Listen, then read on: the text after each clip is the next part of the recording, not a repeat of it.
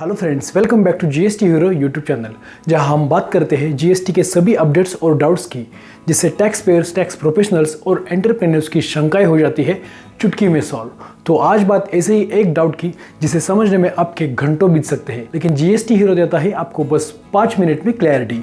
जी हाँ दोस्तों, तो आज क्लैरिटी जीएसटी की दुनिया में होने वाले कैश ट्रांजैक्शंस की लिमिट पर। एक्चुअली बहुत लोगों को ये कन्फ्यूजन रहता है कि जीएसटी में कोई कैश ट्रांजैक्शंस की लिमिट है या नहीं। तो इसी कन्फ्यूजन को दूर करने के लिए आज हम नज़दीकी से देखेंगे कि कैश बिल लिमिट के लिए सीजीएसटी एक्ट 2017 में कोई प्रोविजन है या नहीं। फिर सबसे कन्फ्यूजिंग सीजीएसटी एक्ट का रूल 46 देखेंगे, और सबसे इम्पॉर्टेंट जीएसटी और इनकम टैक्स एक्ट का कैश बिल के मामले में क्या संबंध है ये देखेंगे। फिर उसी के रिगार्डिंग इनकम टैक्स लॉ के सेक्शन 40A और सेक्शन 269 ST देखेंगे, जिससे आपको मिलेगी कैश बिल लिमिट की एकदम क्लीन क्लैरिटी।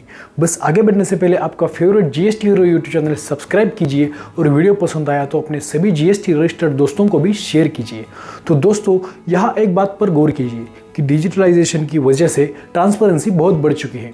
तो जाहिर है कि गवर्नमेंट भी यही चाहता है कि ज़्यादा से ज़्यादा ट्रांजैक्शंस ऑनलाइन होनी चाहिए, लेकिन कुछ ट्रांजैक्शंस के लिए ऑनलाइन ट्रांजैक्शन कभी कभी मुश्किल बन जाता है। तो इसी के चलते गवर्नमेंट ने कुछ छूट दे रखी है, परंतु इसका जिक्र कौन से लॉ में है ये जानना इंपॉर्टेंट है। एक्चुअली सभी लोगों को लगता है कि इसका जिक्र सीजीएसटी एक्ट में है, पर आपको बताता हूँ कि एक्चुअली इससे रिलेटेड प्रोविजन सीजीएसटी एक्ट में अभी तक नहीं है। कोई भी रजिस्टर्ड पर्सन अनरजिस्टर्ड पर्सन के साथ सेल या परचेस कैश मोड में कर सकता है, उसके लिए सीजीएसटी एक्ट में कोई प्रोविजन नहीं की है।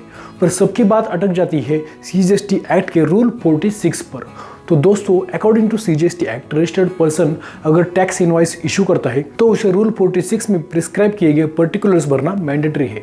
तो एक्चुअल में रूल 46 उसी पर्टिकुलर्स के बारे में है, पर उसके सबसेक्शन ई और एफ की वजह से थोड़ा कंफ्यूजन बढ़ जाता है। जैसे कि रूल 46 का सबसेक्शन ई कहता है कि अगर कोई रजिस्टर्ड पर्सन अनरजिस्टर्ड पर्सन को 50,000 और उससे ज़्यादा वैल्यू वाला टैक्सेबल सप्लाई कर रहा है तो उस टैक्स इनवॉइस पर रेसिपिएंट का नाम, एड्रेस ऑफ डिलीवरी और state code and state name डालना जरूरी है।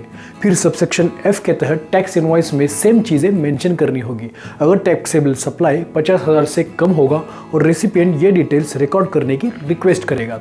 तो दोस्तों, इससे ये क्लियर होता है कि बात सिर्फ टैक्स इनवॉइस पर्टिकुलर्स की चल रही है, और इसमें कहीं पर भी उन्होंने ट्रांजैक्शन मोड की बात की नहीं है, बस बात अनरजिस्टर्ड पर्सन को किए गए टैक्सेबल सप्लाईज की हो रही है। तो फिर दोस्तों, कैश बिल लिमिट किससे फाइनल की गई है? तो इसका आसान जवाब है इनकम टैक्स लॉ से। Actually income tax law cash bill की लिमिट प्रिस्क्राइब करता है, और यह रूल हमें जीएसटी ट्रांजैक्शंस करते वक्त भी फॉलो करना पड़ता है। तो जानते हैं दोस्तों, आखिर किन सेक्शंस के कैश ट्रांजैक्शंस पर रोक लगा दी गई है।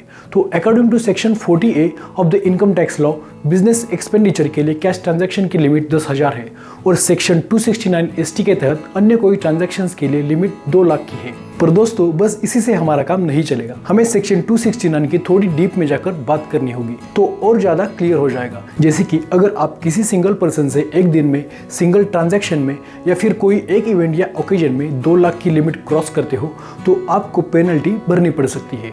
मतलब आपको किसी भी हाल में 2 लाख की लिमिट क्रॉस नहीं करनी है, वरना बिल 3 लाख का है तो आज 2 लाख और कल 1 लाख कैश ट्रांजैक्शन किया, ऐसे भी नहीं चलेगा। तो दोस्तों, आपको एनी हाउ 2 लाख की लिमिट क्रॉस नहीं करनी है।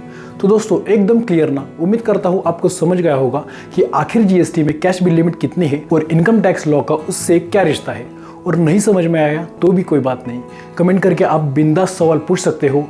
तो जुड़े रहिए जीएसटी हीरो के साथ हमेशा के लिए। बस आपको स्क्रीन पर दिख रहे डिटेल्स थ्रू हमें कांटेक्ट करना है और भरोसेमंद जीएसटी हीरो इकोसिस्टम के किसी भी सॉफ्टवेयर का डेमो देखना है। डेफिनेटली आपको हमारी सर्विसेज पसंद आएगी और फिर आप बन सकते हो 100% टेंशन फ्री। तो चलिए दोस्तों, रुकने का वक्त आ गया। आज के लिए बस इतना ही। वीडियो पसंद आया तो लाइक कीजिए, शेयर कीजिए, और अभी तक चैनल सब्सक्राइब नहीं किया है तो सब्सक्राइब कीजिए। मिलते हैं दोबारा जल्दी कुछ खास कंटेंट लेकर। तब तक आप आराम कीजिए, अपनों का, अपने बिजनेस का ख्याल रखिए। बाकी जिम्मेदारी जीएसटी हीरो पर छोड़ दीजिए।